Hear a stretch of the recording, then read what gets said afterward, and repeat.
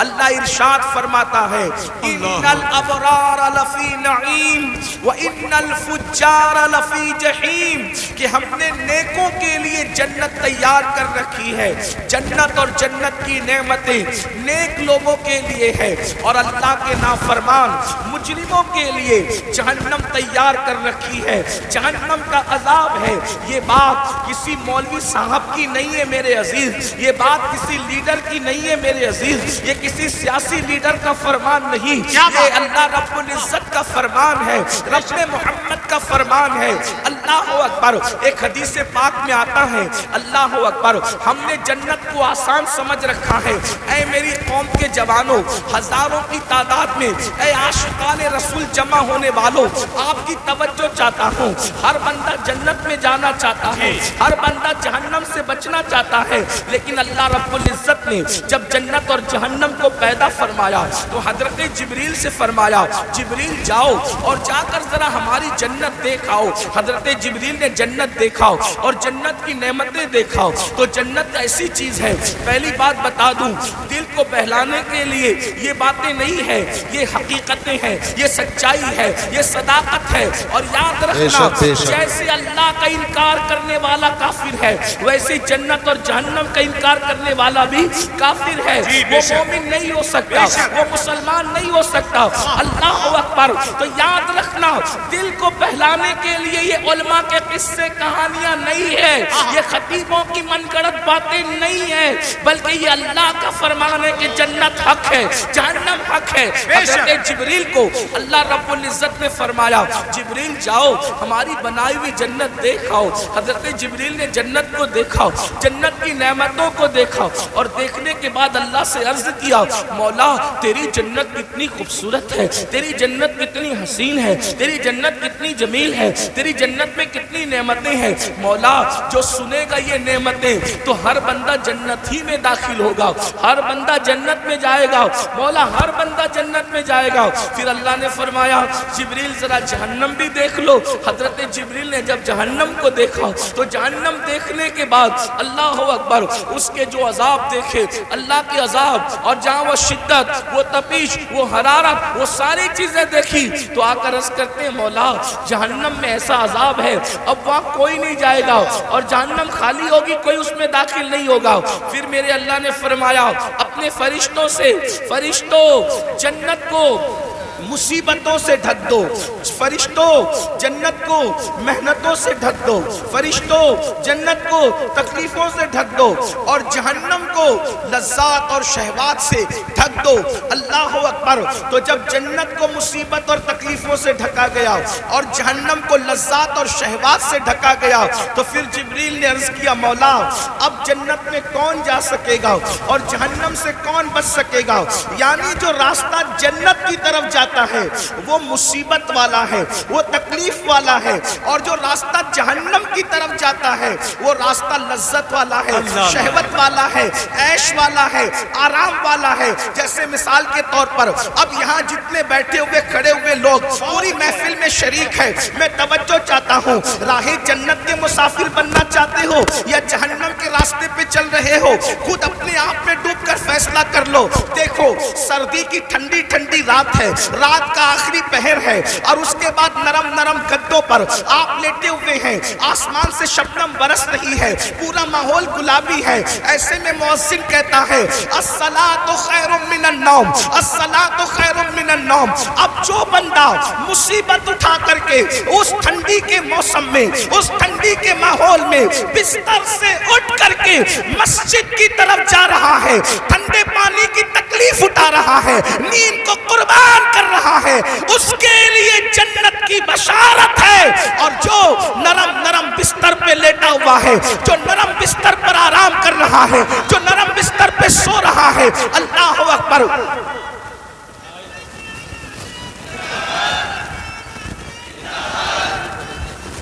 زندہ باد،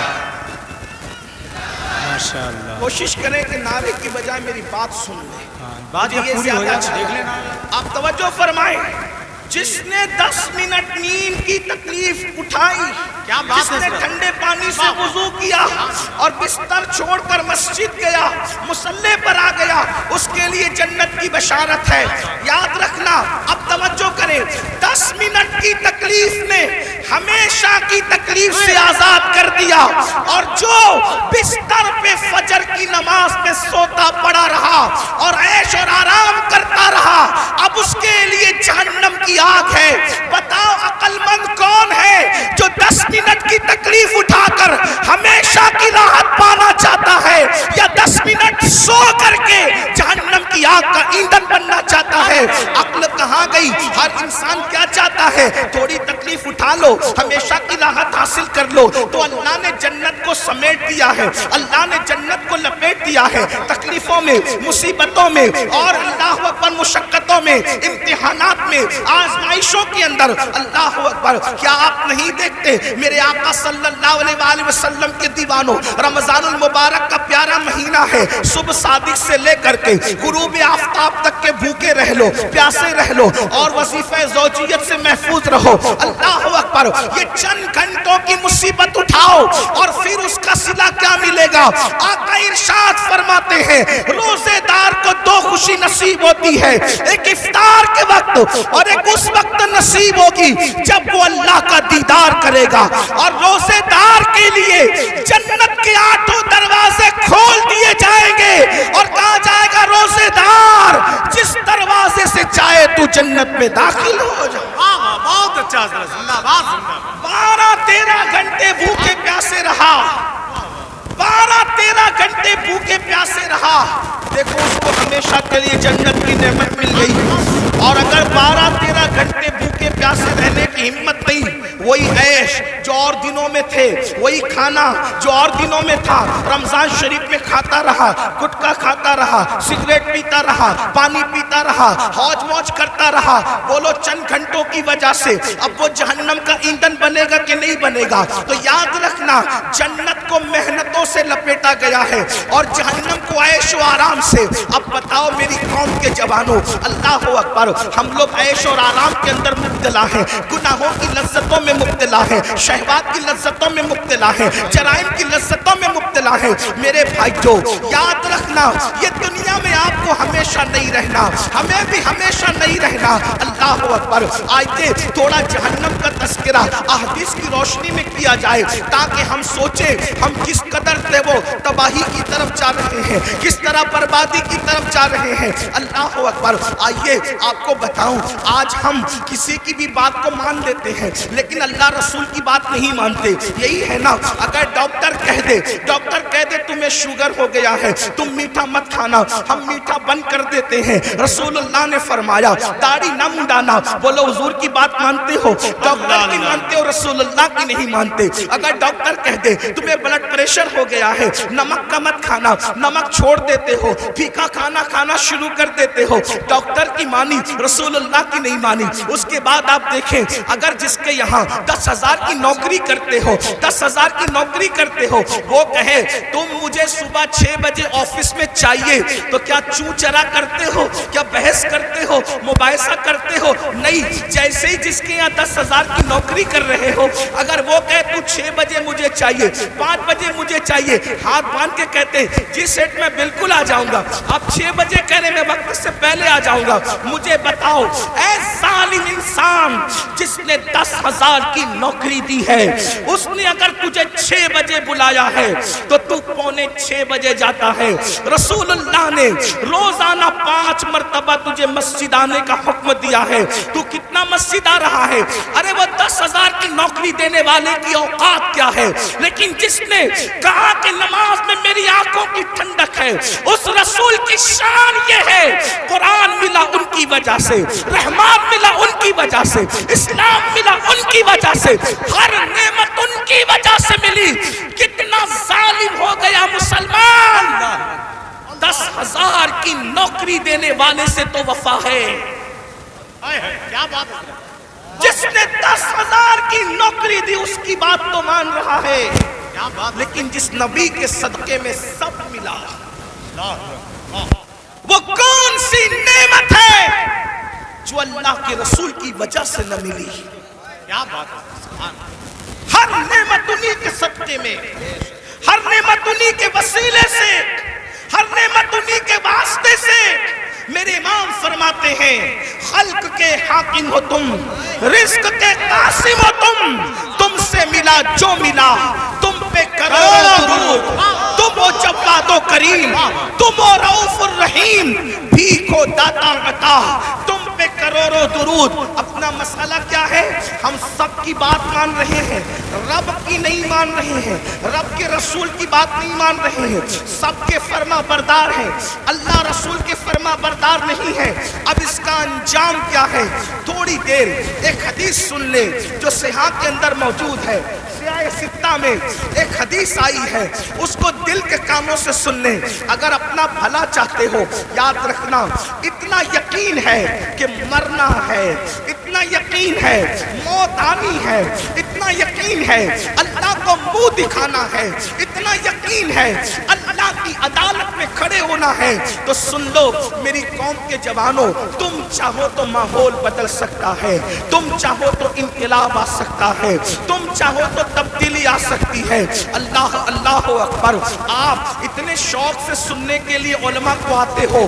میرے قوم کے جوانوں، تم ہماری قوم کا سرمایہ ہے. جتنی شوق سے سنتے ہو، اگر اتنے ہی شوق سے بدل بھی جاؤ، اتنے ہی شوق سے عمل بھی کر لو، پوری دنیا میں انقلاب آئے گا. صرف ہندوستان کا جوان پورے ملک کے انقلاب کے لیے کافی ہے، اور پورا ملک نہیں بلکہ پوری دنیا کے انقلاب کے لیے کافی ہے. میرے آقا علیہ السلام کے پیارے دیوانوں، آؤ اگر اپنے آپ سے پیار ہے، اپنے آپ سے محبت ہے، اپنے آپ سے الفت ہے، تو ذرا دھیان سے اپنے نبی کا فرمان سنو، اپنے سچے نبی کا فرمان سنو، اپنے رب کا فرمان سنو. اللہ اکبر. یہ جو مضمون میں بیان کر رہا ہوں یہ قرآن مقدس کی آیت مبارکہ میں بھی ہے اور حدیث میں بھی ہے. قرآن حدیث دونوں میں اس کا تذکرہ ہے جو مفہوم پیش کر رہا ہوں. اللہ اکبر. میرے اور آپ کے آقا خاتم النبیین، قائد المرسلین، سید العالمین محمد الرسول اللہ صلی اللہ علیہ وآلہ وسلم فرماتے ہیں کہ کچھ لوگ ایسے ہوں گے، کچھ لوگ ایسے ہوں گے جن کے چہرے پر جہنم کی آگ برسائی جائے. سننے سے زیادہ سمجھنے کی کوشش کریں. کیا بات ہے واہ. چہرے پر جہنم کی آگ کی برسات ہوگی، جہنم کی آگ برسے گی چہرے پر. تھوڑی دیر سوچو، غور کرو. انسان کے پورے جسم میں سب سے نازک ترین اگر کوئی عضو ہے اس کا چہرہ ہے، اس لیے کہ اس چہرے میں بہت سارے نازک اعضاء ہیں. آنکھ، کان، ہونٹ، زبان، یہ ساری چیزیں. بلکہ یوں کہہ لیں اگر پورا جسم ہو اور چہرہ نہ ہو کچھ نہیں ہے نا. میں نے کہہ دیا کہ بیٹھنے کو جگہ نہیں. اگر آپ چلائیں گے تو بات کس ہو.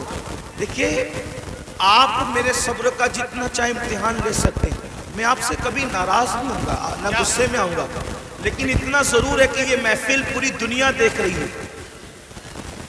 اگر آپ اسی طرح ڈسٹرب کریں گے تو کئی محفلیں ایسی ہوئی ہے کہ جب لوگوں نے چلایا تو محفل ختم کرنی پڑی. اتنے سب لوگ سکون سے سن رہے، صرف ادھر 4-6 لوگ چلا رہے بس. اگر میں تقریر یہیں ختم کر کے چلا گیا تو پوری محفل آپ کو بددعا دے گی. اور کوئی بددعا دے یا نہ دے، حضور کی محفل میں اگر آپ گڑبڑ کر رہے ہیں تو حضور نے اگر آپ کو گھور کر دیکھ لیا، توجہ کرنا، اگر آقا نے گھور کے دیکھ لیا تو دنیا اور آخرت سب برباد ہے. اگر آپ کو مجھے دیکھنا ہی تھا تو آپ پہلے آ کر کے آگے بیٹھ جاتے. جی ہاں دیر سے ہم بلا رہے تھے. اب آپ اگر جائیں وہی رہے میرے بھائی. دیکھیے آپ 2 منٹ میں نے بولا، میرے 2 منٹ برباد گئے.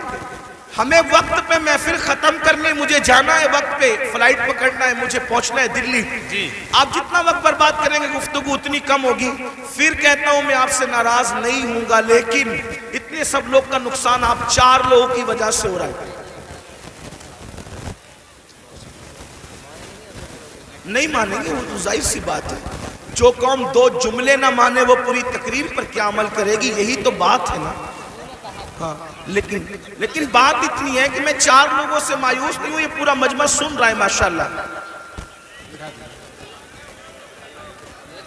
ایک بار سب درود شریف پڑھنے بلند آواز. اللهم صل على سيدنا ومولانا محمد وبارك وسلم.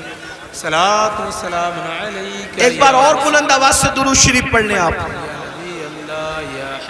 عاشقوں کی طرح پورا مجمع پڑھو تو ہزاروں درود کے تحفے پہنچ جائیں.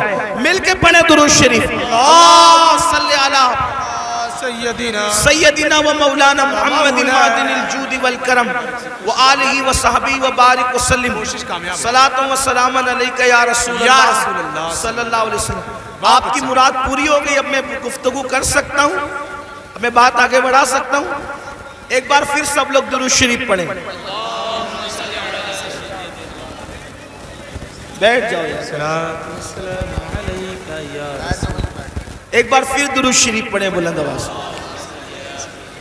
عاشقوں کی طرح سب مل کے پڑھیں. اللہم سیدنا و مولانا محمد معدن الجود والکرم وآلہ وصحبہ وبارک وسلم. صلاۃ و سلام علیکہ یا رسول اللہ. صلاۃ و سلام علیکہ یا جد الحسن والحسین. توجہ فرمائیں، حدیث پڑھی جا رہی تھی. اللہ کے سچے رسول صادق و مصدوق صلی اللہ علیہ وآلہ وسلم نے فرمایا کچھ لوگ ہوں گے جن کے چہرے پر جہنم کی آگ برسائی جائے گی. ان کے چہرے پر آگ برسے گی. تھوڑا تصور کرنا میرے بھائیوں، میری بہنیں بھی اگر موجود ہیں ان بہنوں کی بھی توجہ چاہتا ہوں. مرد اور عورتوں کی تخصیص نہیں. کچھ لوگ فرمایا کچھ لوگ ایسے ہوں گے جن کے چہرے پر جہنم کی آگ برسائی جائے گی. آپ ذرا تصور کریں جہنم کی آگ، وہ بھی جہنم کی آگ کیا، اللہ کے رسول علیہ الصلوۃ والتسلیم فرماتے ہیں دنیا کی آگ سے 70 درجہ زیادہ، دنیا کی آگ سے 70 درجہ زیادہ تیز ترار جہنم کی آگ ہے. اللہ اکبر. اور وہ انسانوں کے چہروں پہ برسائی جائے گی. ایک مرتبہ کبھی بائک پر آپ تیز بارش میں بائک چلا کر دیکھنا، ہیلمٹ اگر آپ کے چہرے پہ نہ ہو تو آپ تیز بارش میں بائک چلا کے دیکھنا، آپ کو حیرت ہوگی میرے بھائیوں. یہ میرا خود کا تجربہ ہے کہ اگر بارش تیز ہو رہی ہو اور ہم بائک چلا رہے ہوں اور بارش کے تیز قطرے ہمارے منہ پہ پڑتے ہیں تو ہم سے برداشت نہیں ہوتا. مسلمانوں ذرا سوچو، جب پانی کے ٹھنڈے ٹھنڈے قطرے ہمارے چہرے پر پڑتے ہیں تو ہم بائک روک دیتے ہیں. اللہ اکبر. ذرا سوچو تو صحیح، یہ کوئی کہانی نہیں، قصہ نہیں، یہ سچے نبی کا سچا فرمان. ذرا تصور تو کرو میرے بھائیوں، ذرا تصور تو کرو میری بہنوں. جو قوم اپنے چہرے پر پانی کے ٹھنڈے ٹھنڈے سکون دینے والے قطروں کی چوٹ برداشت نہ کر سکے، جب اس چہرے پر جہنم کی آگ برسے گی اس وقت ان چہروں کا حال کیا ہوگا، اس وقت ان چہروں کی کیفیت کیا ہوگی. اللہ اکبر. اندازہ فرمائیں، صحابہ کرام نے پوچھا یا رسول اللہ، جن کے چہروں پر جہنم کی آگ کی برسات ہوگی ان کا قصور کیا ہوگا، ان کا جرم کیا ہوگا؟ میرے آقا نے فرمایا، حدیث پاک کا مفہوم ہے وہ سب کی بات مانتے ہوں گے لیکن اللہ رسول کی بات نہیں مانتے ہوں گے. اب ذرا اس کٹھیرے میں اپنے آپ کو کھڑے کر کے سوچو، کیا ہم وہ لوگ نہیں ہیں جو سب کی مانتے ہیں لیکن اللہ رسول کی بات نہیں مانتے؟ مسلمانوں، اگر ہم اللہ اس کے رسول کی بات مان رہے ہوتے تو آج مسجدیں ویران نہ ہوتی. اگر ہم اللہ رسول کی بات مان رہے ہوتے تو نوجوان لڑکوں کا لڑکیوں کے ساتھ ناجائز تعلقات کا چکر نہ ہوتا. بڑی معذرت کے ساتھ ہمیں یہ بات کرنے میں اچھا بھی نہیں لگتا لیکن مجبور ہے، کریں کیا؟ حالات کتنے بگڑ چکے ہیں. 80% نوجوان لڑکے اور لڑکیاں اس بلا کے اندر گرفتار ہے، اس جرم کے اندر گرفتار ہے اور پھر وہ اس کو گناہ بھی نہیں سمجھتے. لا الہ الا اللہ. سوچو تو صحیح، ایک تو گناہ ہے اور اس کو گناہ بھی نہیں سمجھا جاتا. بلکہ ایک بات اور عرض کروں معذرت کے ساتھ، دیندار لوگ بھی اس چکر سے نہیں بچ پا رہے الا ماشاءاللہ. وہ بھی لوگوں کو دیکھ کر کے، سیریلیں اور فلمیں دیکھ کر کے، داڑھی تو رکھ لی، ٹوپی تو پہن لی، اچھا کرتا تو پہن لیا، لیکن کوئی حسن سامنے سے ٹکرایا تو پھر دل قابو میں نہ رہا. یہ کیوں ہے بتائیں؟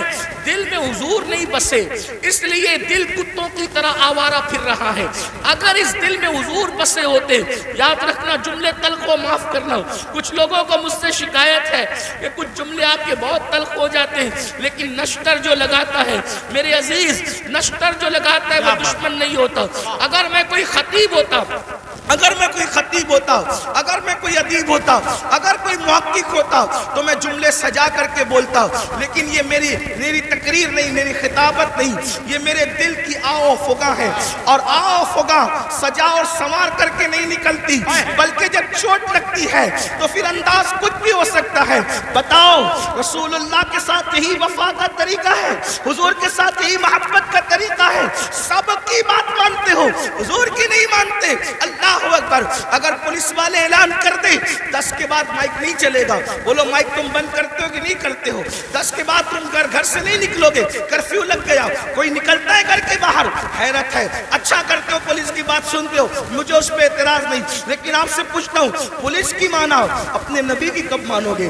ڈاکٹر کی مانا اپنے نبی کی کب مانو گے؟ اگر تمہارا نام پولیس کی ڈائری میں لکھ دیا گیا جیل جانے کا خطرہ ہے تو تمہاری نیندیں اڑ جاتی ہے. اور رسول اللہ نے فرمایا، جس نے جان بوجھ کر ایک وقت کی نماز چھوڑ دی اس کا نام جہنم کے دروازے پہ لکھ دیا جاتا ہے. پولیس کے رجسٹر میں نام آئے تو تمہاری نیند اڑ جاتی ہے، جبکہ کوئی بھاری بھرکم آدمی لے جاؤ تو نام کٹ سکتا ہے، رشوت دے دو تو نام کٹ سکتا ہے، دباؤ لاؤ تو نام کٹ سکتا ہے. لیکن اللہ اکبر، جہنم کے دروازے پہ لکھا ہوا نام کوئی کارپوریٹر کٹوا سکتا ہے، کوئی عالم کٹوا سکتا ہے، کوئی رشوت کٹوا سکتی ہے. کون سے مسلمان ہو؟ تمہیں تو نیند بھی نہیں آنی چاہیے کہ ہمارا کیا ہوگا، ہمارا حشر کیا ہوگا، کہ ہمارا نام روزانہ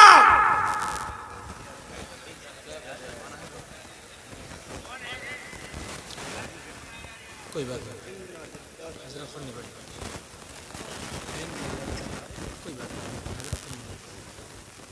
روزانہ ایک دن میں 5 مرتبہ، ایک دن میں 5 مرتبہ ہمارا نام جہنم کے دروازے پہ لکھا جا رہا ہے. ہمارے بیٹوں کا نام جہنم کے دروازے پہ لکھا جا رہا ہے، ہماری بیٹیوں کا نام جہنم کے دروازے پہ لکھا جا رہا ہے. نیند کیسے آتی ہے آرام کی؟ نیند کیسے آتی ہے؟ ہنستا ہے مسلمان. یہ مولانا لوگ کا تو کام ہی ہے. مولانا کا کیا کام ہے؟ مولانا کی ذمہ داری ہے کیا بات ہے حضرت، حق پیش کرے، واہ، سچائی پیش کرے. اگر آج تم ہم لوگوں کی باتیں نہیں مانو گے، جب آنکھیں موت سے بند ہوگی تب تمہاری آنکھیں کھلے گی کہ تم کر کیا رہے تھے. اس وقت تو روگے، اس وقت روگے. حدیث پاک ہے، مردے پہ زندہ جو روتے ہیں اس سے زیادہ مردہ روتا ہے. اس وقت مردہ روتا ہے، ہائے مجھے دنیا نے دھوکہ دیا، مجھے دنیا کے مال نے دھوکہ دیا، مجھے دنیا کے منال نے دھوکہ دیا. مگر اس وقت کا رونا کام نہیں آتا. فرشتے اس کو طنز کرتے ہیں، ظالم. جب تجھے پکار پکار کر کہنے والے نصیحت کرتے تھے ہوش میں آ جا، سدھر جا، سنور جا، اس وقت تو نہیں سدھرتا تھا. ابھی تو گھمنڈ تھا مال پر، ابھی تو گھمنڈ تھا آل پر، ابھی تو گھمنڈ تھا لمبی کاروں پر. قرآن کہتا ہے لا تنس نصیبک من الدنیا. قرآن کہہ رہا ہے او مال و منال پر گھمنڈ اور غرور کر کے اللہ کو بھولنے والوں، دنیا سے اپنے نصیب کا مت بھولو.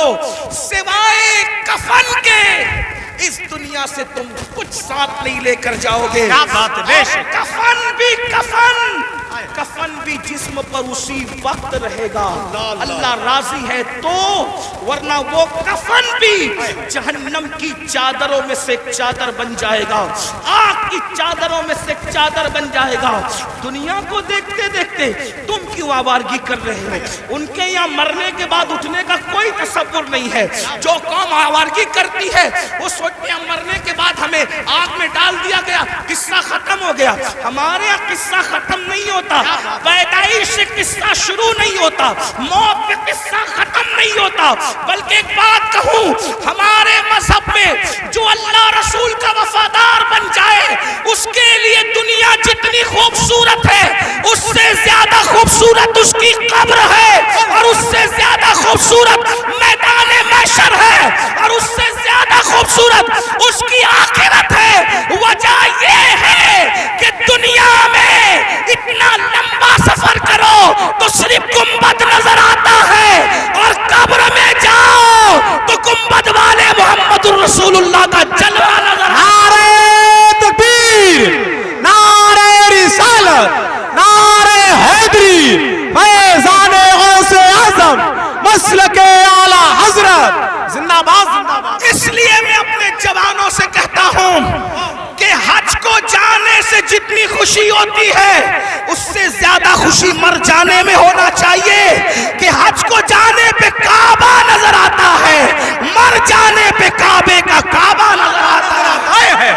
ارے زندہ باد زندہ باد۔ میرے امام کہتے ہیں قبر میں لہرائیں گے تا حشر چشم نور کے، جلوہ فرما ہوگی جب طلعت رسول اللہ۔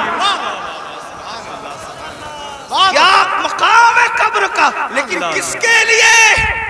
وفاداروں کے لیے، زانیوں کے لیے نہیں، سود کے دھندے کرنے والوں کے لیے نہیں، عورتوں پر پاپ کی نظر ڈالنے والوں کے لیے نہیں، نرم نرم گدوں پہ لیٹ کر کے زنا کی فلمیں دیکھنے والوں کے لیے نہیں، اپنے مال کو حرام کاموں پہ خرچ کرنے والوں کے لیے نہیں، اپنے مال سے کسی پہ ظلم کرنے والوں کے لیے نہیں، اپنے مال سے فرعون اور فرعونیت جیسے دعوے کرنے والوں کے لیے نہیں، اپنے مال کے غرور میں مسجدوں کو ویران کرنے والوں کے لیے نہیں، علماء کا مذاق اڑانے والوں کے لیے نہیں، علماء کو حقیر جاننے والوں کے لیے نہیں، دین کا مذاق اڑانے والوں کے لیے نہیں۔ جو نبی کا وفادار ہے اس کی قبر جنت کے باغوں میں سے باغ ہے۔ حضور آئیں گے اور قبر جگمگائیں گے، سوچو تو صحیح، اللہ اکبر، حضور کہاں آئیں گے نہیں آئیں گے کوئی گارنٹی نہیں ہے، لیکن وفادار کی قبر جگمگانے کے لیے ضرور تشریف لائیں گے۔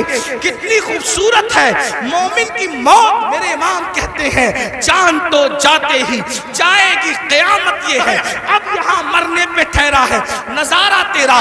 تو عرض یہ کر رہا تھا ان کے چہروں پر آگ کی برسات ہوگی جو سب کی سنتے تھے، اللہ رسول کی نہیں سنتے تھے۔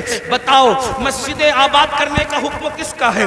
اللہ اس کے رسول کا حکم ہے۔ سود سے حرام سے بچنے کا حکم کس کا ہے؟ اللہ رسول کا ہے۔ آج سود کتنی تیزی سے بڑھ رہا ہے، بیاج کتنی تیزی سے مسلمانوں میں بڑھ رہا ہے۔ بڑی معذرت کے ساتھ اتنا لے لو اتنا بھرتے رہو، اتنا لے لو اتنا ہفتے دیتے رہو۔ مسلمانوں یاد رکھنا مال ہی سب کچھ ہے، دولت ہی سب کچھ ہے۔ سوچو تو صحیح، حلال کمانے والے دنیا سے گئے، ساتھ میں کیا لے کر گئے؟ عبد الرحمن ابن عوف، سیدنا عبد الرحمن ابن عوف صحابی رسول ہے، اور کوئی معمولی صحابی نہیں، عشرہ مبشرہ میں سے، اور وہ صحابی ہے جن کے پیچھے کھڑے ہو کر رسول اللہ نے نماز ادا فرمائی۔ چند خوش نصیب اصحاب وہ ہیں، چند خوش نصیب اصحاب وہ ہیں جن کو یہ شرف حاصل ہے کہ وہ نماز پڑھا رہے تھے تو ان کی امامت کی تائید میں حضور ان کے پیچھے کھڑے ہو گئے۔ وہ ان میں سے ایک عبد الرحمن ابن عوف ہے۔ سوچو تو صحیح، غور تو کریں، ایسے صحابی بہت مالدار، ان کے گھر کا سونا پھاوڑے سے کھود کر تقسیم کیا گیا، اتنے مالدار تھے عبد الرحمن ابن عوف۔ حلال کمایا نا، عبد الرحمن ابن عوف کیا لے گئے؟ حلال کما کر بھی کیا لے گئے؟ سوچو، اتنے بڑے صحابی حلال کما کے کیا لے گئے؟ لے گئے کوئی دنیا کا مال؟ تو جو حلال کمائے وہ ساتھ نہیں لے جاتا، تو جو تم حرام کما رہے ہو کیا ساتھ لے جاؤ گے؟ اور سوچتے ہو کہ حرام سے اپنے بچوں کو جو پال رہے ہو، یہ حرام کھانے والے تمہارے بچے جن کا گوشت تو حرام سے بن رہا ہے، خون حرام سے بن رہا ہے، یہ تمہارے وفادار رہیں گے؟ بتاؤ، اولاد غدار کیوں ہوتی ہے؟ آج بڑی سے بڑی اسکول میں پڑھا رہے ہو پھر بھی اولاد غدار ہے، بڑے بڑے شہروں میں بڑے بڑے کالجز میں بیٹھتے ہو پھر بھی اولاد غدار ہے۔ کیوں؟ اس لیے کہ تعلیم تو اچھی ہے، لیکن جو حرام کا خون اور حرام کا گوشت ہے وہ وفادار بننے نہیں دیتا کسی کو۔ پہلے اتنی بڑی بڑی اسکولیں نہیں تھی، اتنے بڑے بڑے کالجز نہیں تھے، لیکن اولاد ماں باپ کی وفادار ہوتی تھی، ملک و ملت کی وفادار ہوتی تھی۔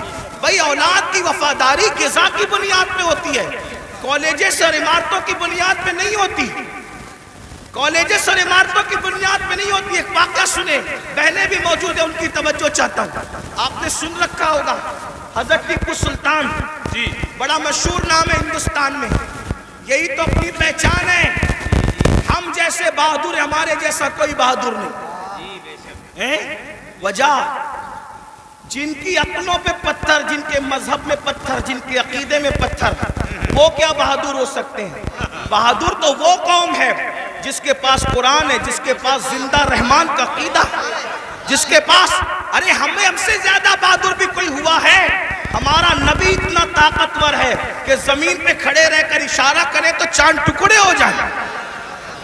بڑے سے بڑا بہادر کاغذ کو اشارے سے ٹکڑے نہیں کر سکا، اشارے سے تو کاغذ بھی ٹکڑے نہیں ہوتا۔ اپنے نبی کی طاقت کا اندازہ لگاؤ، ان کے اشارے سے چاند ٹکڑے ہو گیا۔ طاقت ہمارے یہاں ہے، قوت ہمارے یہاں، اور پھر ہمارے یہاں صدیق اکبر جیسا بہادر، فاروق اعظم جیسا بہادر، عثمان غنی جیسا بہادر، علی مرتضی فاتح خیبر جیسا بہادر، کہ کبھی زنجیر ہلتی ہے کبھی در کانپ جاتا ہے، علی کا نام سن کر اب بھی خیبر سبحان اللہ، زندہ صلاح الدین ایوبی جیسا بہادر ہمارے اندر ہے، طارق بن زیاد جیسا بہادر ہمارے اندر ہے، نور الدین زنگی جیسا بہادر ہمارے اندر ہے۔ یہ بہادروں کی ایک فہرست ہے ہمارے پاس۔ تو ٹیپو سلطان بھی بڑا بہادر، جب تک سلطان زندہ تھے انگریزوں کی ہمت نہیں ہوئی کہ کہہ سکے کہ بھارت ہندوستان ہمارا ہے۔ جب سلطان کی شہادت ہوئی تب ان کو ہمت ہوئی کہ آج سے ہندوستان ہمارا ہے۔ آپ کیا سمجھتے ہیں؟ یہ بات بھی بتا دوں، بہادری کب آتی ہے اور بزدلی کب آتی ہے؟ جی، عشق رسول انسان کو بہادر کرتا ہے اور گناہ انسان کو بزدل کرتا ہے۔ سچ ہے یہ حق۔ جب تک مسلمان عاشق رسول تھے، سچے بہادر تھے، جب سے گناہ کرنے لگے بزدل ہوئے۔ اب سائے سے بھی ڈرتے ہیں، چھپکلی سے بھی ڈرتے ہیں، کتوں سے بھی ڈرتے ہیں، اسی لیے تو کتے تمہیں ڈرا رہے ہیں۔ کیا اشارہ ہے! جب تک تم کتوں سے نہیں ڈرتے تھے، بہادر تھے، کتوں میں ہمت نہیں تھی تمہیں ڈرانے کی، جب سے تم گناہ کر کے بزدل ہوئے، چھوڑ دو رات میں گندی فلمیں دیکھنا، بستر پہ پاپ کی فلم دیکھنے کی بجائے مصلی پہ رو کے دیکھ، جیسے اصحاب کہف کے پیچھے کتا تم ہلا کے چلا تھا، اب بھی کتے تیرے پیچھے تم ہلاتے ہوئے نہیں۔ نعرہ تکبیر، نعرہ رسالت، نعرہ حیدری، مسلک اعلی حضرت۔ مراد آباد والوں، ہندوستان میں رہنے والے کتے بہادر نہیں ہوئے، تم بزدل ہو گئے۔ بزدلی سے نکلو، کتا پھر کتا ہے۔ میں کسی کو نہیں کہہ رہا ہوں، میں تو کتوں پہ بات کر رہا ہوں۔ امید ہے کہ مراد آباد کے کتے اگر پاس میں بیٹھ کے سن رہے ہیں تو ان کو برا نہیں لگنا چاہیے۔ رامپور کے کتے اگر یہاں کہیں سن، ان کو برا نہیں لگنا چاہیے۔ جب وہ چند جوان توجہ کریں، کتے تم پیچھے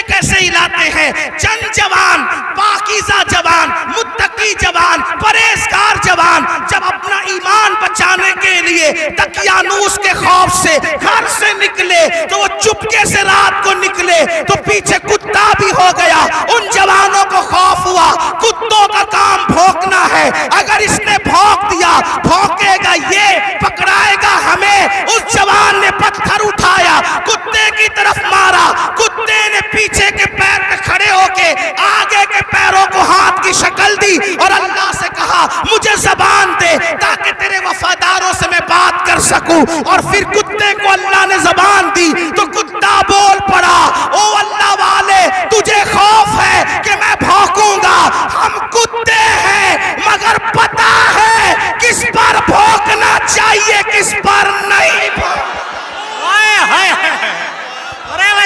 نعرہ تکبیر, نعرہ رسالت, نعرہ حیدری, فیضان غوث اعظم, مسلک اعلی حضرت. اور یہ بات میں کسی کو طنز نہیں کر رہا ہوں, ہمارے قرآن میں لکھا ہے. اور پھر وہ کتا وفادار بن کے دھو ملا کے پیچھے پیچھے چلا, لیکن کتا تھا, کتوں کی برادری کا تھا, مگر مسلمان کا وفادار کیا ہوا, خدا نے اس کے لیے بھی جنت کا اعلان کر دیا. پتا چلا تو کتنا قیمتی ہے مسلمان. تو اللہ کا وفادار بن, کتے تیرے وفادار. یعنی اگر تو گناہ چھوڑ دے کتے تجھ پہ بھونکیں گے بھی نہیں. کتے نہیں بھونکیں گے تجھ پہ اگر تو سارا مسئلہ گناہ کا ہے. ہنسنے کی بات نہیں, گناہ چھوڑو پھر دیکھو زمین تمہاری فرما بردار ہوگی.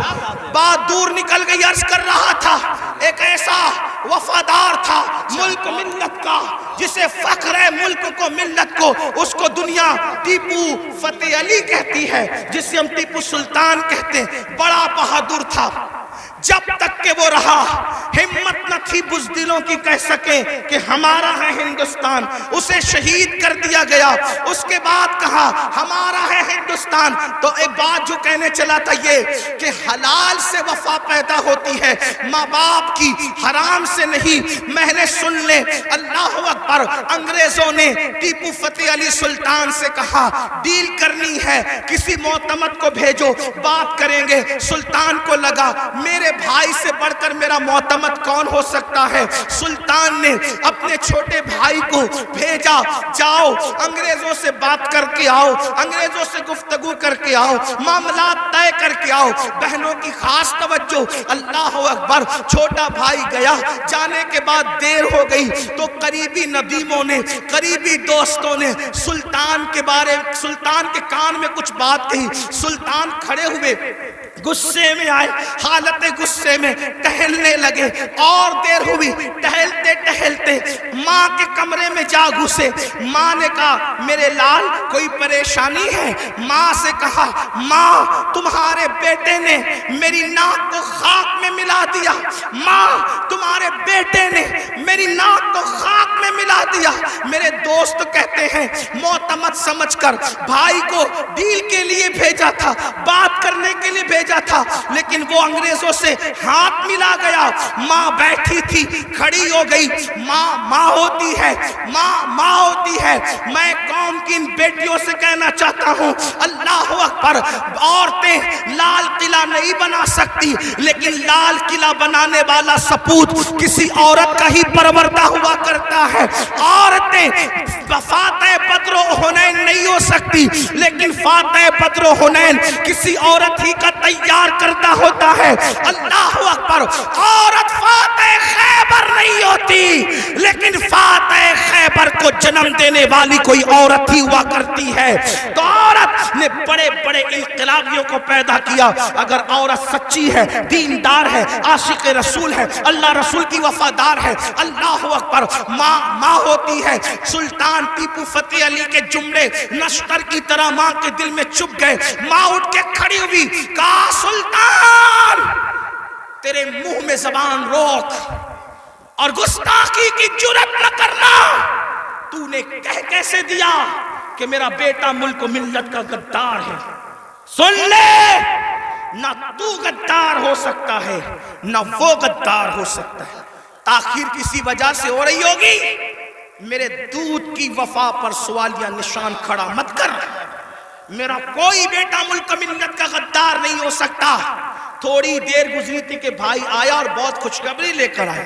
سلطان جب سارے معاملات نپٹ گئے تو ماں کے قدم پکڑ کر معافی کے طلبگار ہونے کے بعد کہا امی میں جیسا مرد متزلزل ہو گیا بہادر. تمہیں اتنا یقین کیسے تھا ماں کہ تیرا بیٹا غدار نہیں ہو سکتا وفادار ہوگا؟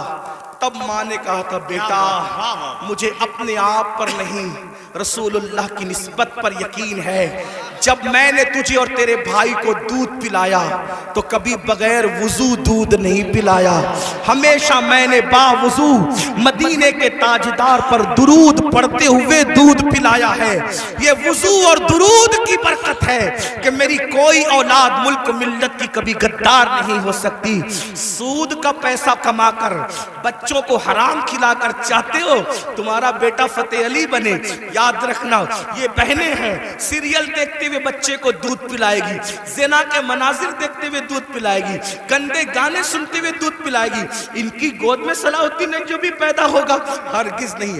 ڈاکو, لٹیرے, بے غیرت, بے حیا, جتنی گندگی کے ٹائٹل ہے تمہاری کوکھ سے جنم لیں گے. کیوں؟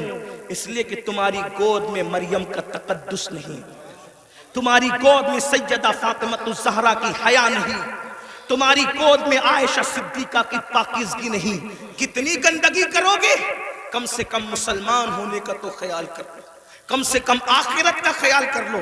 بات سمیٹتے ہوئے عرض کروں, آپ دیکھیں تو صحیح, اندازہ تو کریں. 8 دن سے مسلمانوں کی جو شریف اور دل میں درد رکھنے والا مسلمان ہے ان کی آنکھوں سے آنسو نہیں خشک ہو رہے ہیں. علماء قنوت نازلہ پڑھنے کی گزارشات کر رہے ہیں. قبل اول بیت المقدس کا کیا حال, فلسطین کی سرزمین پر مسلمانوں کی پوزیشن. ہم سے زیادہ انٹرنیٹ کا استعمال آپ کرتے ہو, ہم سے زیادہ یوٹیوب فیس بک استعمال آپ کرتے ہو. دیکھو ان کے گھروں کا حال, غور کرو, سوچو, توجہ کرو. نہیں دیکھی وہ کلپیں؟ ایک ماں کے 2 بچے دونوں شہید ہو گئے, اس کی گود اجڑ گئی. میں یہاں جو مائیں اور بہنیں موجود ہیں ان سے کہنا چاہتا ہوں کسی ماں کی گود کا درد ایک عورت سے زیادہ کون محسوس کر سکتا ہے. لیکن ہم کیا کر رہے ہیں پتہ ہے؟ ہم اتنا بڑا کارنامہ انجام دے رہے ہیں اس میں, فلسطین کے مسلمانوں کے اس میں, کہ جو ویڈیو اور جو کلپیں اور فوٹوز آ رہے ہیں بس ایک دوسرے کو گروپ میں شیئر کر رہے ہیں, دیکھو یہ ہو رہا ہے, یہ ہو رہا ہے. ان کے لیے کیا کیا؟ ان کے دکھ میں کہاں شریک ہو تم؟ بتاؤ. اللہ کے رسول صلی اللہ علیہ وسلم نے فرمایا مومن ایک جسم کی طرح ہوتا ہے. جسم کے کسی بھی حصے کو تکلیف پہنچے پورا جسم تڑپے گا.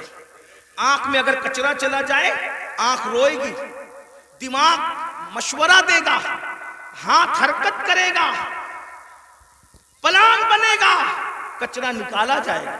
کوئی یہ کہے گا کہ نہیں, ہاتھ یہ نہیں کہے گا کہ مجھے تکلیف نہیں ہے میں کچھ نہیں کروں گا.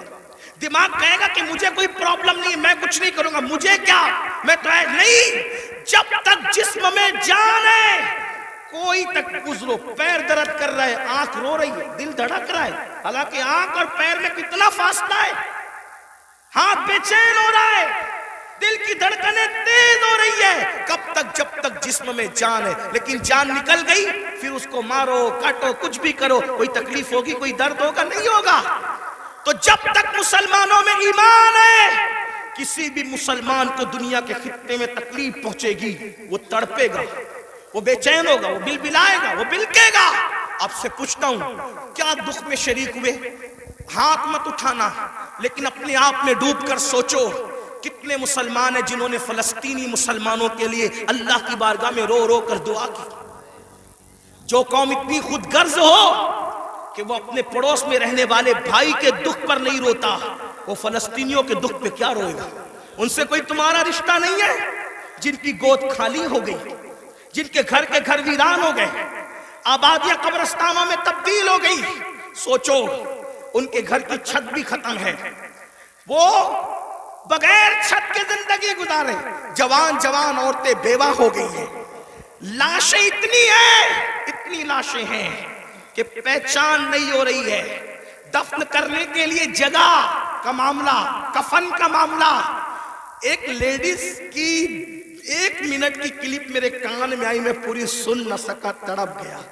وہ کہہ رہی تھی انگلش میں کہ ہمارے چھوٹے چھوٹے فلسطینی بچے اب اپنے ہاتھوں پر نام لکھ رہے ہیں, اور اپنے ہاتھوں پر اس لیے نام لکھ رہے ہیں کہ ان کو ایسا لگتا ہے پتہ نہیں ظالم اسرائیل کی طرف سے کب بم برس جائے اور ہم مر جائیں تو نام ہاتھ پہ لکھ دے تاکہ ہمارے گھر والے اسی نام کی وجہ سے ہمیں پہچان سکیں. کوئی تعلق نہیں ان سے آپ کا. آج بھی مسلمان مسجد کو ویران کرتا رہے گا. آج بھی زنا کی فلم دیکھو گے تم, آج بھی چہرے سے داڑھی مڈا کر گٹر میں پھینکو گے تم. برا مت ماننا, وہ جس بہن کے دونوں بچے اس کی گود میں شہید ہو گئے, اگر اس بہن کی بجائے آپ کی بہن ہوتی تو بھی آج آپ ایسے ہی گناہ کرتے. اللہ ان کی چھتیں جو برباد ہو گئی, اللہ نہ کرے, اللہ تمہیں وہ دن کبھی نہ دکھائے, فقیر کی دعا ہے. اگر ان کی جگہ تمہارے بھی چھتیں ختم ہو جاتی تو تم ایسے ہی دھینگا مستی کرتے, ایسے ہی عیش و عشرت کرتے. کوئی تعلق نہیں ان سے, رشتہ بس اتنا ہی کہ وہ کلی پہ بانٹتے پھرو گروپ پر. ارے کم سے کم یہ تو سوچا ہوتا کہ ہزاروں کلومیٹر دور ہم ہیں, ان کی کوئی مدد نہیں کر سکتے. میں تو پورے ہندوستان میں لوگوں کو, نوجوانوں کو کہہ رہا ہوں, جنگ فلسطین میں ہو رہی ہے, اس جنگ کو لے کر ہندوستان کا ماحول خراب کرنے کی کوئی کوشش نہ کرے. اپنے ملک میں امن رکھو, روڈ پہ نکل کر غلط نعرہ نہیں لگانا, حالات خراب نہیں ہونا چاہیے. کیا مدد کر سکتے ہو؟ آسان طریقہ, 1450 سال پہلے رسول اللہ نے ہتھیار دیا, الدعاء صلاح المومن, دعا مومن کا ہتھیار ہے. روڈ پہ نکلنے کی بجائے 5 وقت مسجد کو بھر دو, اور ہر مسلمان گڑ گڑا کر فلسطینیوں کی مدد کے لیے اللہ سے دعا کرے, بیت المقدس کی حفاظت کے لیے دعا کرے, اور ظالموں کی بربادی کے لیے دعا کرے. ہتھیاروں میں جتنی طاقت نہیں ہے اس سے زیادہ طاقت اللہ نے مسلمانوں کی دعا میں رکھی ہے. انشاءاللہ تم گڑ گڑاؤ گے, گناہ سے توبہ کرو گے, دعا کرو گے, انشاءاللہ فلسطینیوں پر اللہ کی مدد نازل ہوگی, بیت المقدس کی حفاظت ہوگی, ظالم کیفر کردار تک پہنچے گا. لیکن بڑی معذرت کے ساتھ نہیں آتے ہو نا, مسجد کی طرف نہیں آتے ہو, سب طرف جانا چاہتے ہو, مسجد کی طرف نہیں آتے ہو. پھر کہتا ہوں, کتے سے سیکھ لیا ہوتا. جب کوئی کتے کو ڈنڈا مارتا ہے تو کتا چلاتے ہوئے کسی اور کے دروازے پہ نہیں جاتا, کتا چلاتے ہوئے اپنے مالک کے دروازے پہ آتا ہے. کتے کو پتا ہے کوئی مار رہا ہے, اگر مار سے مجھے کوئی بچا سکتا ہے تو میرا مالک ہی بچا سکتا ہے. مسلمانوں, دنیا تمہیں اتنا پیٹ رہی ہے, دنیا تمہیں اتنا لوٹ رہی ہے, کتا پیٹنے کے بعد مالک کی چوکھٹ پہ آ جاتا ہے. تم انسان ہو کر کب آؤ گے مالک کے دروازے پر, اللہ کے دروازے پہ کب آؤ گے؟ یاد رکھنا, کل بھی اپنے مسائل کا حل اللہ کی چوکھٹ پہ تھا, خدا کے در پہ تھا, آج بھی اپنے مسائل کا حل اللہ کی بارگاہ میں ہے. پلٹ آؤ اللہ کی طرف, کہیں پناہ نہیں ملے گی, پناہ ملے گی تو اسی کی بارگاہ میں ملے گی. رجوع ہو جاؤ اس کی طرف. گناہ کر کے نہ کسی کو عزت ملی ہے نہ آپ کو عزت مل سکتی ہے. مجھے پتا ہے ان ہزاروں جوانوں میں کچھ ایسے سعادت مند چہرے مجھے نظر آ رہے ہیں جن کے دلوں میں واقعی امت کا درد ہے, قوم کا درد ہے. وہ پلٹیں گے, وہ توبہ کریں گے, وہ نادم ہوں گے. ہاں ہاں میری قوم کے جوانوں, ضرور یاد رکھو, ہر دروازے پہ جا کر کے اگر انسان جرم کا اعتراف کرتا ہے, دنیا کی عدالتوں کا دستور ہے جہاں پر جرم کو قبول کر لو تو عدالتیں سزا سناتی ہے. ایک میرے اللہ کی عدالت ہے, وہاں جرم قبول کر لو تو سزا نہیں سنائی جاتی بلکہ معاف کر دیا جاتا ہے. ہر جگہ کا دستور ہے کہ اگر جرم قبول کر لو تو لوگ ذلیل کرتے ہیں. یہ میرے اللہ کی شان ہے, جرم قبول کر لو تو یحب التوابین کا خوبصورت تمغہ گلے میں ڈال دیا جاتا ہے اور محبوب بنا لیا کہتا ہے تو آؤ نا میرے بھائیو، اللہ سے دور کیوں ہو؟ وہ اللہ جس کا فرمان ہے کوئی میری طرف چل کے آتا ہے تو میری رحمتیں اس کی طرف دوڑ کر جاتی ہے۔ یاد رکھنا، لڑکا لڑکی کے ناجائز تعلقات میں کوئی لطف نہیں ہے، یہ توائی ہے۔ آؤ اللہ سے تعلق جوڑیں، کیا بات، واہ، آؤ اس کے قریب ہو جائیں۔ سبحان اللہ۔ میں نے تو یہ بزرگوں سے سنا بھی اور محسوس بھی کیا، سب سے تعلق جوڑنا مشکل ہے۔ توجہ ہے؟ کیا بات جی حضرت، رضا نگر رامپور والوں توجہ ہے، گرد نواز سے آنے والے سب سے تعلقات بنانا مشکل ہے۔ سب سے آسان اگر کسی سے تعلق بنانا ہے تو اللہ سے۔ جلدی ناراض نہیں ہوتا، توجہ، جلدی ناراض نہیں ہوتا، جلدی راضی ہو جاتا ہے۔ رب کو منانا بہت آسان ہے، لیکن یہ میری قوم کی جفاکاریوں کا ماتم کون کرے؟ سب کو منانا چاہتے ہیں، رب کو نہیں منانا چاہتے، کیونکہ رب کی ناراضگی کی ان کے پاس اہمیت کیا ہے؟ سیٹ ناراض نہیں ہونا چاہیے، بیوی ناراض نہیں ہونا، حتیٰ کہ جن بچوں کو ہم نے پیدا کیا، جو ہم سے وہ بچے ناراض نہیں ہونا چاہیے۔ بچے کہے بیٹا ابا کھلونا لے کر آنا، بھول گئے تو کہتے بیٹا سوری، سوری بیٹا نہیں لا سکا، بھول گیا نا، کل لائیں گے۔ اس سنڈے نہیں لے کر کے چلے تفریح کے لیے، ہم بھی 50 بار سوری بول چکے اپنے بچوں کو، اس لیے کہہ رہا ہوں۔ ہاں لیکن آپ سے پوچھتا ہوں، اپنے چھوٹے چھوٹے بچوں کو منانے کی فکر ہے؟ وہ یار، وہ رب، اب ذرا غور کرو اس کی نعمت پہ غور۔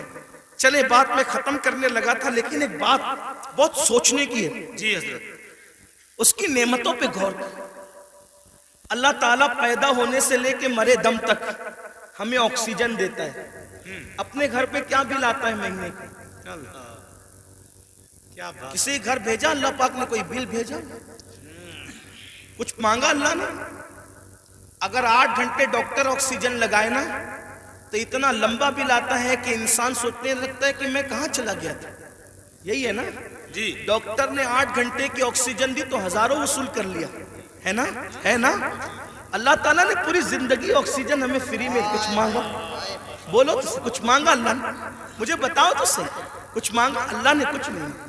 یہ زمین اللہ نے دی ہے چلنے کی، آسمان کا سائبان۔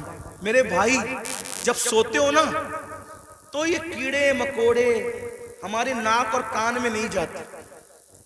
99% لوگوں کے کان میں کیڑے مکوڑے، حالانکہ کیڑے کی فطرت ہے کہ جب سوراخ دیکھے گا تو اس میں گھس جائے گا۔ کیوں نہیں جاتے پتہ ہے؟ 60 فرشتے ہر انسان پر اللہ نے حفاظت کے لیے مقرر کر رکھا ہے۔ ناک اور کان میں کیڑے بھی نہ جائے میرا اللہ بچاتا ہے۔ سوچو تو صحیح نہیں، غور کرو۔ گھر سے نکلتے ہو نا اللہ کا نام لے کر، 2 فرشتے حفاظت کے لیے مقرر کرتا ہے جب تک گھر پر لوٹ نہیں جاتے۔ ماں کے سینے میں دودھ کس نے پیدا کیا؟ پیدا ہونے سے پہلے اللہ نے، اور سینے میں دودھ پیدا کرنے کے بعد ماں کے دل میں ممتا بھی پیدا کی کہ اس کو پلا۔ اگر اللہ نفرت پیدا کرتا تو درجنوں عورتیں ایسی ہیں جو اپنے بچوں کو چھوڑ کے ہاسپٹل میں بھاگ گئی۔ اگر ہماری ماں بھی چھوڑ کے بھاگ گئی ہوتی تو عزت کے ساتھ ایسے بیٹھتے یہاں؟ تو اس ماں کے دل میں کس نے پیار دیا؟ خود سردی میں ہمارے پیشاب پہ سوتی رہی اور ہمیں گرم بستر پہ سلایا، کس نے پیار دیا اس کے دل میں؟ اللہ نے۔ کھڑے ہونے کی طاقت کس نے دی؟ جاؤ لنگڑوں سے پوچھو پیر کی قیمت کیا ہوتی ہے، جاؤ پوچھو۔ جتنی بے وفائی کرنا ہے میرے اللہ کے ساتھ کر لو، ایک دن اللہ کی عدالت ہے۔ اندھوں سے پوچھو آنکھ کی قیمت کیا ہوتی ہے۔ اگر اللہ آنکھ چھین لے اربوں خربوں روپے بھی دے کر کے تم اخیارے نہیں ہو سکتے۔ اسی کی دی ہوئی آنکھوں سے اسی کی نافرمانی اس کے نبی کے دل پہ کیا گزرتی ہوگی؟ سوچو تو صحیح، جا کر کے پوچھو زبان کی قیمت کیا ہوتی ہے، جس کی آواز نہیں نکلتی، جس کو منہ نہیں ہے، اتنی ساری نعمتیں لے کر بیٹھے ہو، پھر اس سے بے وفائی۔ اقبال نے کہا تھا بتوں کو تجھ سے امید، بتوں سے تجھ کو امیدیں، خدا سے نامی دی، مجھے بتا تو صحیح اور کافری کیا ہے؟ کفر کس چیز کا نام ہے؟ کہتے ہو اللہ نے ہمیں دیا کیا؟ میں نے کہا لگا قیمت آنکھ کی، لگا قیمت کان کی، لگا قیمت زبان کی، لگا قیمت کڈنیوں کی، لگا قیمت خون کی۔ ارے جن کو ڈائلیسس کیا جاتا ہے ان کو کتنے روپے ہر مہینے خرچ کرنے ہوتے ہیں، میرا اللہ روزانہ تازہ خون پیدا کرتا ہے، کچھ مانگتا ہے اس کے عوض میں؟ کچھ نہیں مانگتا، پھر بھی اس سے بے وفائی۔ کب تک ادھر ادھر بھٹکتے رہو گے؟ موت ہے۔ کب تک اس سے جفا کرو گے؟ موت ہے۔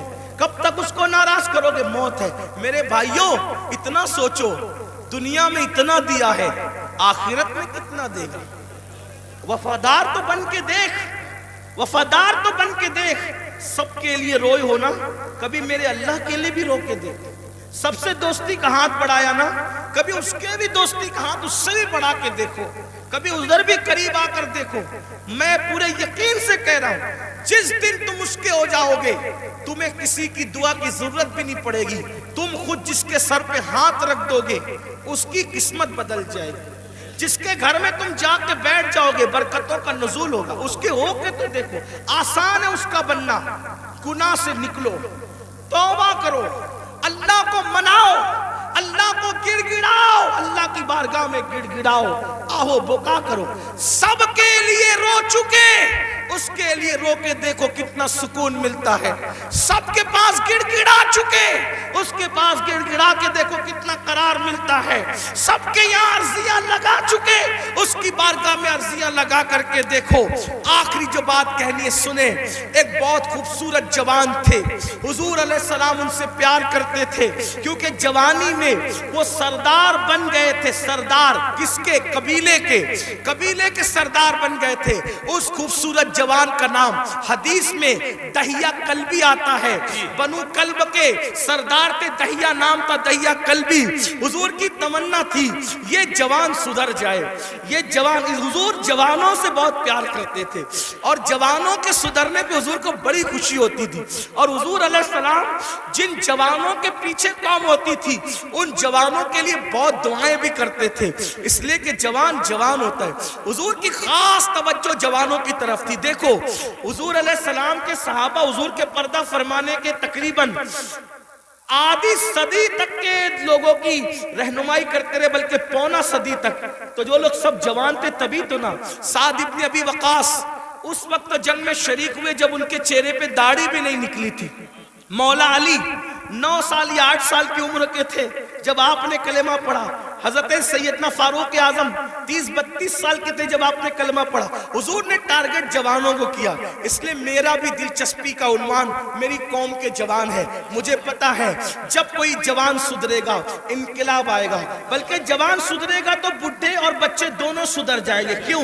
کیونکہ جب جوان بیٹا مسجد جائے گا، جوان بیٹا مسجد جائے گا تو بوڑھا تو شرم کے مارے مسجد آنا ہی ہے کہ وہ سدھر گیا، اب میرے پیر قبر میں لٹک رہے، میں گھر میں کیسے بیٹھوں؟ اس نے تو سدھر نہیں ہے۔ لیکن جوان باپ کو جب بچہ مسجد جاتے دیکھے گا تو بچہ باپ کی انگلی پکڑ کر خود ہی جائے گا۔ تو ایک جوان سدھار دو، گھر کے دو خود ہی سدھر جائیں گے۔ اس لیے اقبال نے بھی جوان کو ٹارگٹ کیا، کہتے نہیں تیرا نشے من قصر سلطانی کے گنبد پر، نہیں تیرا نشے من قصر سلطانی کے گنبد پر، تو شاہی ہے بسیرا کر پہاڑوں کی چٹانوں میں۔ اور عقابی روح جب بیدار ہوتی ہے جوانوں میں، نظر آتی ہے ان کو اپنی منزل آسمانوں میں۔ چھوڑ دو گناہ، اگر جوانی میں گناہ چھوڑ دو گے اللہ کے محبوب بن جاؤ گے، اللہ کے مقبول بن جاؤ گے۔ جوانی میں گناہ چھوڑ دو گے، توبہ کرو گے، جنت میں رسول اللہ کا پڑوس نصیب ہوگا۔ اگر جوانی میں گناہ چھوڑ دو گے اللہ بڑھاپا عزت سے بھرپور کر دے گا۔ جو لوگ جوانی میں گناہ چھوڑتے ہیں اللہ انہیں عزت والا بڑھاپا عطا کرتا ہے، وقار والا بڑھاپا عطا کرتا ہے۔ تو یاد رکھیے، اور پھر یہ سب کے سب جوان، مجھے بہت خوشی ہوتی ہے کاش کہ یہ جوان، میں آپ کو یہ نہیں، دیکھیے ایک مشورہ دیتا ہوں علماء کرام، اگر میں غلطی کروں تو میری اصلاح کریں۔ میں آپ کو لباس بدلنے کے لیے نہیں کہہ رہا ہوں، آپ کوئی لباس پہنیے شریعت کی حد میں رہ کر، توجہ، شریعت کی حد میں رہ کر آپ کوئی لباس پہنیے۔ آپ کو میں دل بدلنے کے لیے کہہ رہا ہوں، کردار بدلنے کے لیے کہہ رہا ہوں۔ ہمارے یہاں لباس، جبے، کبے، کرتے کی وہ اہمیت نہیں ہے جو خشیت ربانی کی اہمیت ہے۔ لباس کوئی ہو، دل خوف اور خشیت والا ہو، سر پہ امامہ ہو یا نہ ہو، لیکن کردار متاثر کرنے والا ہو۔ کھانے سے پہلے آپ کی طبیعت میں نمک چکھنے اور نہ چکھنے کی طرف دلچسپی ہو یا نہ ہو، میں سنت کو حقیر نہیں سمجھ رہا ہوں، واللہ کبھی نہیں، لیکن آپ سے کہہ رہا ہوں آپ کی طبیعت میں کھانے سے پہلے نمک چکھنے پہ دلچسپی ہو یا نہ ہو، لیکن عشق رسول کی لذت کی طرف آپ کی دلچسپی ضرور ہونا چاہیے۔ اہمیت اس طرف ہے، چہرے سنوارنے کی بجائے کردار سنوارو، اپنے سروں کی ٹوپیاں خوبصورت کرنے کی بجائے اپنے کردار کو خوبصورت کرو۔ اگر کوئی 2 گھنٹہ بس میں تمہارے بازو میں سفر کر لے تو وہ کتنا بھی کٹر متعصب ہو، اس کی فکر بدل جانا چاہیے، اور جب وہ کسی اپنے سے ملے تو کہہ کے ملے میں بھی کسی مسلمان کے ساتھ سفر کر چکا ہوں۔ لوگ جو کہتے ہیں مسلمان ایسے نہیں ہوتے بلکہ مسلمان تو ایسے ہوا تھا۔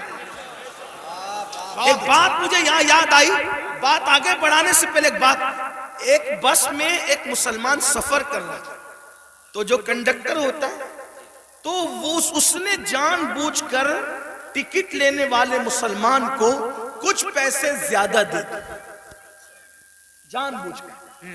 توجہ کرنا، لوگ لوگ ہماری کتابوں کی اسٹڈی نہیں کر رہے ہیں، لوگ ہم سے اسلام سیکھنا چاہ رہے، سمجھنا چاہ رہے۔ اگر آپ اس نیت سے سدھر کے رہو، آپ اس نیت سے سدھر کے رہو کہ کم از کم میری وجہ سے کوئی اسلام سے بدظن نہیں ہونا چاہیے، یہ سوچ کے سدھر جاؤ میرے بھائی۔ اور اگر آپ کی وجہ سے کوئی اسلام سے بدظن ہوگا، یہ وہ نقصان ہے کہ قیامت تک اس نقصان کا خمیازہ بھگتنا پڑے گا۔ اس لیے کردار کے دھنی بنو۔ تو کچھ پیسے زیادہ بس کے کنڈکٹر نے اس کو مسلمان کو دے دی، اور اس کے بعد اس نے تجاول عارفانہ سے کام لیا، یعنی کہ اس نے جان کر انجانا ہو گیا۔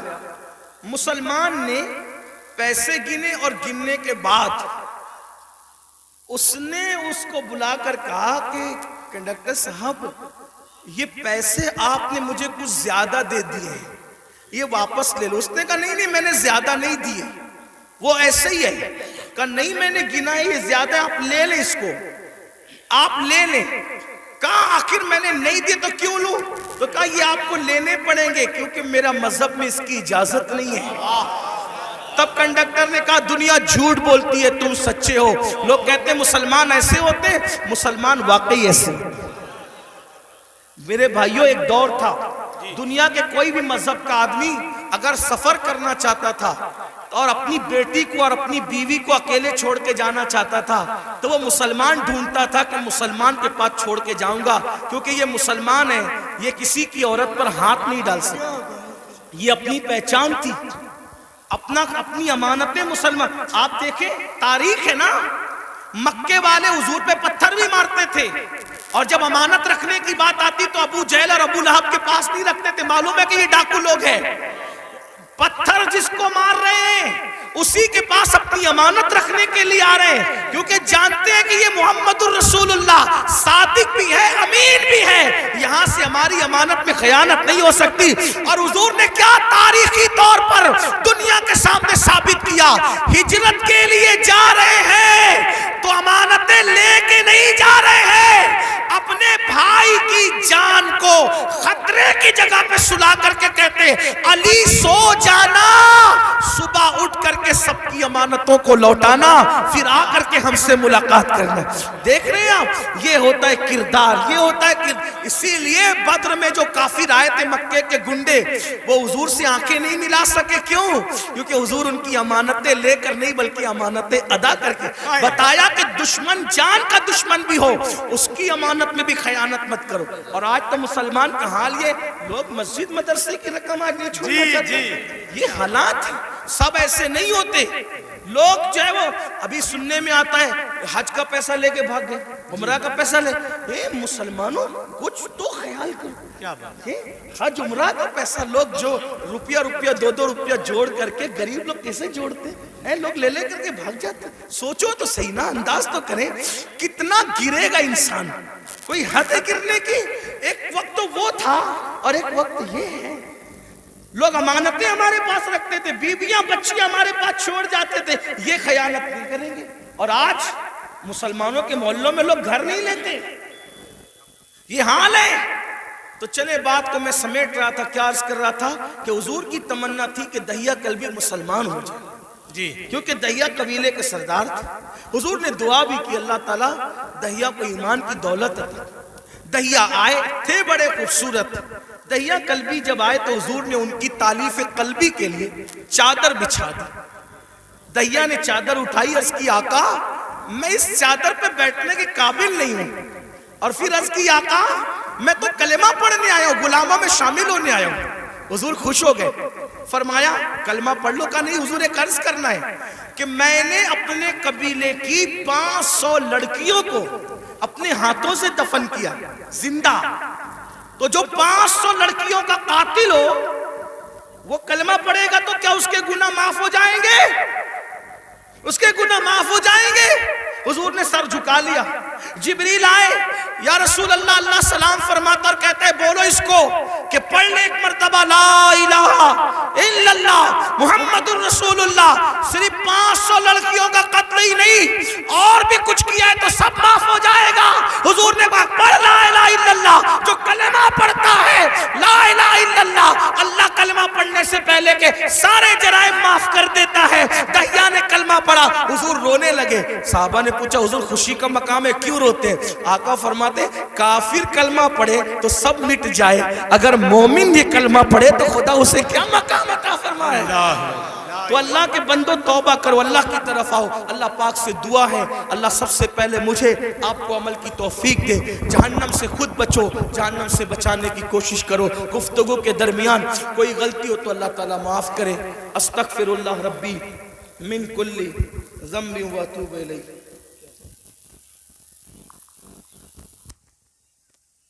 انا للہ و انا الیہ.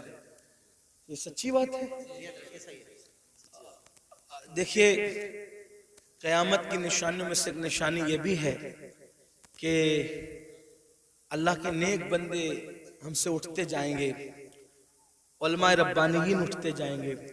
بریلی شریف میں سلسلہ نقشبندیہ کی ایک عظیم خانقاہ کے سجادہ نشین حضرت پیر ثقلین میاں صاحب اس دار فانی سے کوچ کر گئے.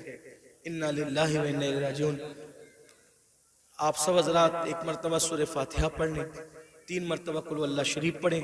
ان کی اور کل امت محمدیہ کی روح کو اصال ثواب کریں. ان کے لیے مغفرت کی دعا کریں. اللہ تعالیٰ ان کی بے حساب مغفرت فرمائے، ان کے درجات بلند فرمائے. ان کے جانے سے اہل سنت میں جو خلا واقع ہوا اللہ تعالیٰ اس کو پور فرمائے. اور جتنے بھی علماء مشائخ سادات علماء موجود ہیں اللہ سب کو صحت سلامتی کے ساتھ عمر نوح عطا فرمائے. ایک بار سورہ فاتحہ 3 بار قل ہو اللہ شریف.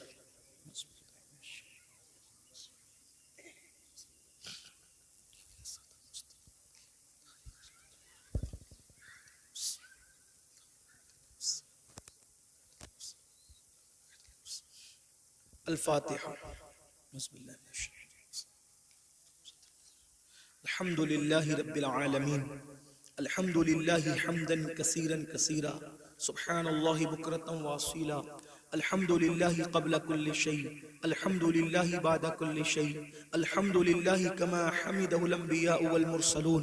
اللهم صل على سيدنا ومولانا محمد وعلى آل سيدنا ومولانا محمد صلاة تنجينا بها من جميع الأهوال والآفات وتقضي لنا بها جميع الحاجات وتقضي لنا بها جميع الحاجات وتقضي لنا بها جميع الحاجات وتطهر بها من جميع السيئات وترفعنا بها عندك على الدرجات وتبلغنا بها أقصى الغايات من جميع الخيرات في الحياة وبعد الممات إنك على كل شيء قدير. اللهم يا ربنا يا ربنا ربنا آتنا في الدنيا حسنة وفي الآخرة حسنة وقنا عذاب النار اللهم إنا نسألك العفو والعافية والمعافاة الدائمة في الدين والدنيا والآخرة اللهم أحسن عاقبتنا في الأمور كلها وأجرنا من خزي الدنيا وعذاب الآخرة إلهي بحرمة الحسن وأخيه وأمه وأبيه وجده صلى الله عليه وآله وسلم وبنيه نجي من كل غم الذي أنا فيه يا حي يا قيوم يا ذا الجلال والإكرام أسألك أن تحيي قلبي بنور معرفتك يا الله يا الله يا أرحم الراحمين يا أرحم الراحمين يا أرحم الراحمين مولا ہم سب کی حاضری کو قبول فرما لے ہم سب کے گناہوں کو معاف کر دے اے اللہ ہم اپنی زندگی کے ہر گناہ سے تیری بارگاہ میں توبہ کرتے ہیں میرے اللہ ہم سب کی بے حساب مغفرت فرما دے ہم سب کی بے حساب مغفرت فرما دے یا اللہ ہمارے ماں باپ کی بے حساب مغفرت فرما دے یا اللہ کل مومنین مومنات مسلمین مسلمات کی مغفرت فرما دے خاص طور پہ حضرت پیر ثقلین میاں صاحب کی بے حساب مغفرت فرما ان کے درجات بلند فرما ان کے گھر والوں کو صبر جمیل اجر جزیل عطا فرما ان کے مریدین کو متعلقین کو صبر جمیل اجر جزیل عطا فرما ان کی قبر کو جنت کے باغوں میں سے باغ بنا دے یا اللہ پاک رات کی تاریکیوں میں دن کے اجالوں میں ہم نے جب بھی جہاں بھی ہم سے جو غلطیاں کوتاہیاں ہوئی مولا آج اس مجمع میں ہم سب ایک دوسرے کو گواہ بنا کر تجھے تیرے محبوب کو تیرے فرشتوں کو گواہ بنا کر ہر گناہ سے توبہ کرتے ہیں اے اللہ تیری بارگاہ میں ہم وعدہ کرتے ہیں مولا آج سے پہلے جو گناہ کیے تھے مولا آج کے بعد نہیں کریں گے مولا تو کروڑوں ماؤں سے زیادہ بندوں سے پیار کرتا ہے میرے اللہ آج تو ہمیں معاف کر دے مولا ہمیں بخش دے مولا آج کے بعد ہم مسجدوں کو ویران نہیں ہونے دیں گے مولا ہم مسجدوں کو آباد کریں گے مولا ہمیں ہمارے بچوں کو بچیوں کو گھر والوں کو قیامت تک ہماری نسلوں کو نماز کی توفیق عطا فرما عبادت کا ذوق عطا فرما مولا ایسی بے چینی دے جب اذان ہو جب تک نماز نہ پڑھے دلوں کو چین نہ ملے اے اللہ ہمیں گناہوں سے بچا لے مولا تو بہت بڑا کریم ہے رحیم ہے مولا اگر ہم گناہ کرنا بھی چاہیں تو ہم گناہ نہ کر سکیں ایسی چادر ہم پر کرم کی ڈال دے مولا ہم گناہ کرنا چاہیں تو ہمارے پیروں میں زنجیریں پڑ جائے تیرے خوف کی ہمارے ہاتھوں میں زنجیریں پڑ جائے تیری خشیت کی ہماری آنکھوں پر زنجیریں پڑ جائے حیا اور غیرت کی مولا ہم گناہ کرنا بھی چاہیں تو نہ کر سکیں مولا تو بچا لے تو ہم کبھی گناہ نہیں کر سکتے مولا ہمیں گناہوں سے محفوظ فرما لے ہم سب کی حفاظت فرما مولا تیرے خوف میں رونے والی آنکھیں عطا فرما تیرے حبیب کے عشق میں تڑپنے والا دل عطا فرما اے اللہ یہ ہزاروں کی تعداد میں بھائی اور بہنیں موجود ہیں زندگی بدل دے تو دلوں کا بدلنے والا ہے تو دلوں کو الٹ پلٹ کرنے والا ہے اگر تو چاہے تو بت خانوں سے اور شراب خانوں سے نکل کر لوگ ولی بن جاتے ہیں مولا تیرے ہاتھ میں لوگوں کے دل ہیں اللہ تو دلوں کا بدلنے والا ہے اس محفل میں آئے ہوئے سب کے دل بدل دے سب کی زندگیوں میں انقلاب پیدا کر دے سب کی زندگیوں میں تبدیلی پیدا کر دے مولا ہمارے بیانات کچھ نہیں کر سکتے مولا تیری مرضی سب کچھ کر سکتی اللہ سب کی زندگیوں پہ انقلاب پیدا کر دے سب کو عاشق رسول بنا دے سب کو چہروں پہ داڑیاں سجانے کی توفیق دے یا اللہ بہنوں کو پردہ کرنے کی توفیق دے ہمارے گھروں میں دینی ماحول پیدا فرما اسلامی ماحول پیدا فرما ہم سب کے گھروں میں برکتیں دے رزق میں برکتیں دے کاروبار میں برکتیں دے ہم سب کو حلال طیب مال کثیر دے کبھی کسی کا محتاج نہ بنا کبھی کسی کا مقروض نہ بنا اللہ جن کے سروں پہ قرض ہے مولا قرض کی ادائیگی کے لیے اسباب پیدا کر دے جو بے اولاد ہے مولا سب کو پنجتن پاک کے صدقے نیک اولاد دے اولاد والوں کی اولاد کو نیک بنا دے مولا جو بیجا مقدمات میں ہے انہیں باعزت بری کر دے یا اللہ جو میرے آقا کا امتی جس مصیبت میں ہے مولا کربلا والوں کے صدقے سب کی مصیبتوں کو حل کر دے سب کی مشکلوں کو آسان کر دے ہندوستان کے مسلمانوں کی حفاظت فرما فرما، جان مال ایمان عزت آبرو کی حفاظت فرما، اسلام اور مسلمین کو پوری دنیا میں ترقی عطا فرما، عروج عطا فرما۔ یا اللہ ظالموں کو کیفر کردار تک پہنچا دے، ظالموں کے مکر کو انہی پر پلٹ دے مولا۔ پوری دنیا کے مسلمانوں کی جان مال ایمان عزت آبرو کی حفاظت فرما۔ خاص طور پر ہمارے بھائی اور بہنیں فلسطین کی سرزمین پر بے دست و پا بے یار و مددگار پڑے ہوئے ہیں، اللہ کوئی بھی ان کی مدد نہیں کر پا رہا ہے مولا۔ جب انسان ہر طرف سے بے یار و مددگار ہوتا ہے تو تو ہی اس کی مدد کرتا ہے۔ اے اللہ ہم کچھ نہیں کر سکتے، ہزاروں کلومیٹر دور پڑے ہم کچھ نہیں کر سکتے، لیکن مولا فاتح بدر و حنین تیرے محبوب کا واسطہ آسمان سے مدد نازل فرما، آسمان سے مدد نازل فرما۔ اللہ تو نے کعبے کی حفاظت کی تھی ابابیل سے، بیت المقدس کی حفاظت فرما، بیت المقدس کی حفاظت فرما مولا۔ ہماری خواب کی بیٹیاں جوانی میں بیوہ ہو رہی ہے مولا، ان کے بچے یتیم ہو رہے، ان کے دواخانے تک تباہ کیے جا رہے مولا، کب آئے گی مدد؟ سب تیری مدد کا انتظار کر رہے ہیں۔ ہمارے گناہوں کو نہ دے، ہمارے جرائم کو نہ دے مولا، ان پہ مدد نازل فرما دے، ان پہ مدد نازل فرما۔ وہ بے گھر ہو گئے مولا، وہ بے گھر ہو گئے مولا۔ میں تو نرم گدوں کے علاوہ نیند بھی نہیں آتی، ان کے پاس تو بستر بھی نہیں ہے مولا۔ مولا ان کی مدد فرما، ان کی مدد فرما، بڑا احسان ہوگا ان کی مدد فرما۔ مسجد اقصی کی حفاظت فرما مولا۔ ہم میں پھر کوئی صلاح الدین پیدا کر دے، پھر نور الدین پیدا کر دے، پھر عمر ابن خطاب کا کوئی نائب پیدا کر دے، کرم کر دے مولا، رحم کر دے مولا۔ جو مانگے وہ بھی عطا کر، جو نہ مانگ سکے وہ بھی تیری شان کے لائق عطا فرما۔ ہزار تمناؤں کی تمنا یہ ہے، جب تک زندگی دے ایمان و سنیت پر دے، جب موت دے ایمان و سنیت پر موت دے۔ اللہ ان جوانوں کے اندر قوت حیدری پیدا کر، غیرت فاروقی پیدا کر، دین پہ مر مٹنے کا جذبہ پیدا کر، انقلابی خون عطا کر، انقلابی جذبات عطا کر۔ یا اللہ اس محفل کو سجانے میں ہمارے بھائی ریاض نے اور ان کے رفقا نے بڑی محنت کی، اللہ ان سب کو تیری شان کے لائق بہتر جزا دے، انہیں نظر بد سے بچا، ان سب کے رزق میں کاروبار میں برکتیں عطا فرما۔ یا رب بالمصطفیٰ بلغ مقاصدنا واغفر لنا ما مدى یا واسع الکرمی۔ یا اللہ مجھ گنہگار سے دنیا بھر سے جن مسلمان بھائیوں نے بہنوں نے دعاؤں کی گزارش کی، مرادوں کی گزارش کی، اللہ تو ان کے نام بھی جانتا ہے، ان کی مرادیں بھی جانتا ہے، اللہ ان سب کی ہر مراد پوری کر دے۔ جس نے مجھ سے دعا کی گزارش کی اس کی ہر تمنا پوری کر دے، ہر آرزو پوری کر دے مولا۔ کرم فرما الہی بحق کے بنی فاطمہ کے برقول ایمہ کنی خاتمہ، اگر دعوتم رد کنی والقبول منو دست دامان آل رسول۔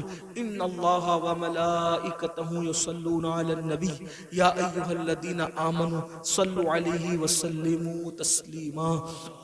اللهم صل على سيدنا ومولانا محمد مادن الجود والكرم وآله وصحبه وبارك وسلم صلاة وسلاما عليك يا جد الحسن والحسين سبحان ربك رب العزة عما يصفون وسلام على المرسلين والحمد لله رب العالمين بحق لا إله إلا الله لا إله إلا الله لا إله إلا الله محمد رسول اللہ صلی اللہ علیہ وسلم۔ کھڑے ہو جائیں، صلاۃ والسلام۔